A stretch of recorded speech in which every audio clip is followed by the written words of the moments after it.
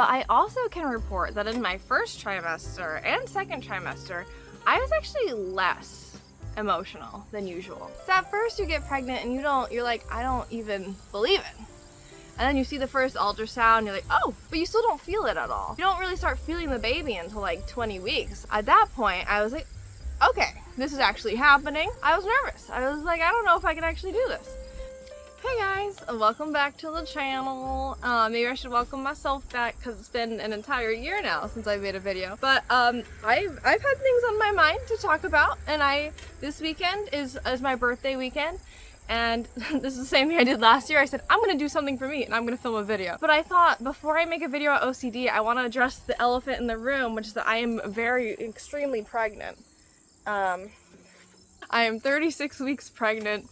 As of yesterday, about 4 weeks left, maybe a little under, maybe a little over. As you can imagine, as someone who is prone to mental illness, I thought, like, obviously I wanted to have a baby. My husband wants to have a baby.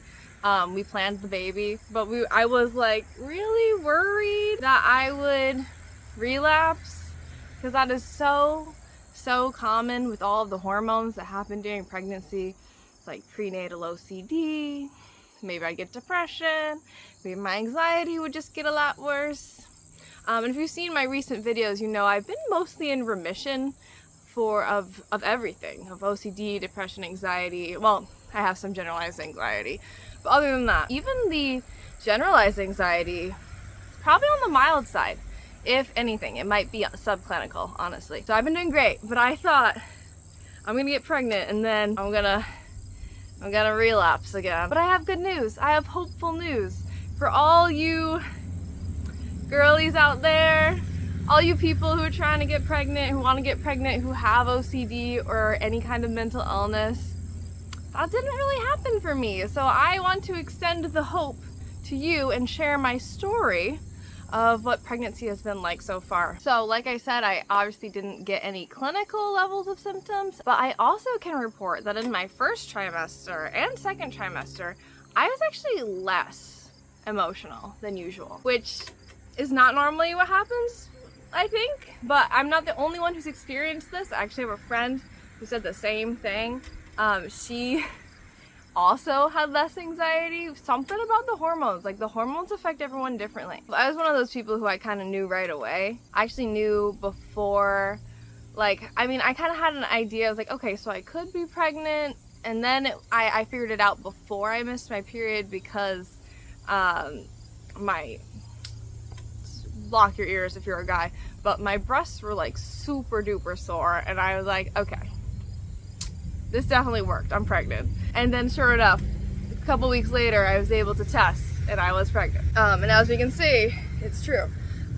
Still true today. And then I noticed that I was less hormonal than usual. I was like less emotional, less irritable. I still had some anxiety, but even I feel like I had less anxiety in the first trimester, and generally felt really good. Until the nausea started, which, like, emotionally I felt really good, and then the nausea started, so physically I didn't feel good, but emotionally I still felt pretty good. I mean, no one likes being nauseous all day, which that was terrible. That was awful. Especially having to work through that. I was kind of like, how do women work and do this? It was terrible. But honestly, even the nausea I had was not as severe as what some other women have. So, oh yeah, trigger warning if you have emetophobia, by the way. But it wasn't as bad as what other women have. So I'll complain, like, it was terrible, but it could have been way worse, so I won't complain too much. I feel very grateful. Oh, you're probably hearing all of these cars drive by. I'm so sorry. The nausea lasted from week 6 to 12 or 13-ish, and it just abruptly stopped. Like one day I was like, wait, I didn't feel bad today. And then it just didn't come back. Great news. And then I began my second trimester. So that's about weeks 13 to like 28. I began that trimester and I was glowing and I felt good. And I started having a baby bump. And I was exercising a lot. I decided that I really wanted to continue exercising. I was going to the gym and I was doing light exercises like walking and running. And then I started prenatal Pilates, just specifically to prepare a body for birth. I hear that exercise during pregnancy can improve your recovery after birth and also improve experiences during labor, so it makes labor a little easier, a little shorter, and I was all about preparing for that. Been big on preparing for that because I'm terrified of childbirth. And yeah, during my second trimester I was like, I could be pregnant forever, I feel great. Although towards the end I noticed some more anxiety and irritability especially creeping back in. Like, I kind of had some anxiety the whole time, although it was a little less in the first trimester. It was still kind of there. Second trimester, anxiety was definitely there. I also had a very busy summer, which did not help me at all in terms of trying to keep my anxiety down. Anxiety was getting higher and irritability was coming back, and I was getting more hormonal. And by the start of the third trimester, I'm hormonal now. I have anxiety. I have emotional outbursts now like I did before.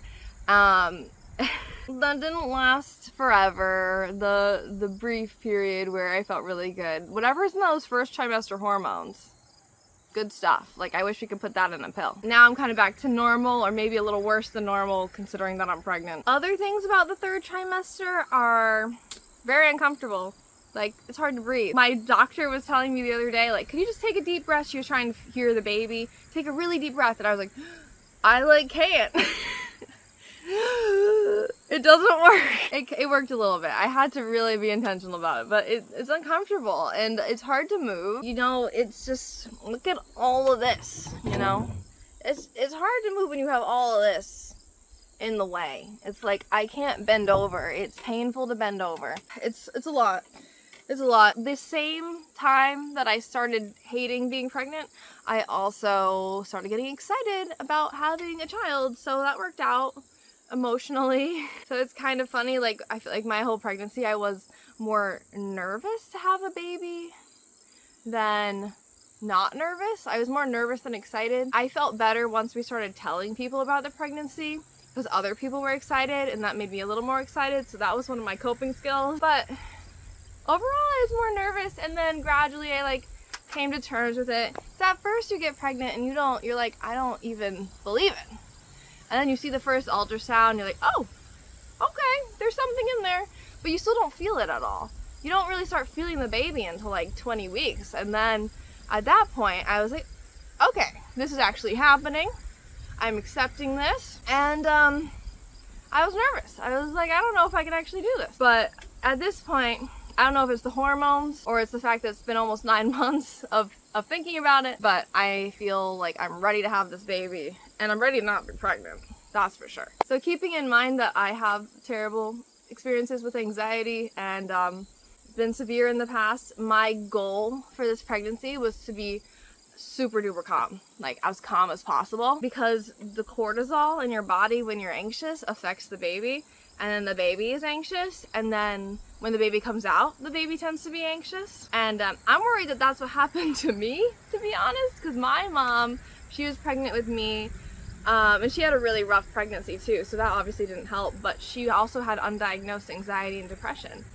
And I wonder if her stress in the womb impacted me, as well as genetics.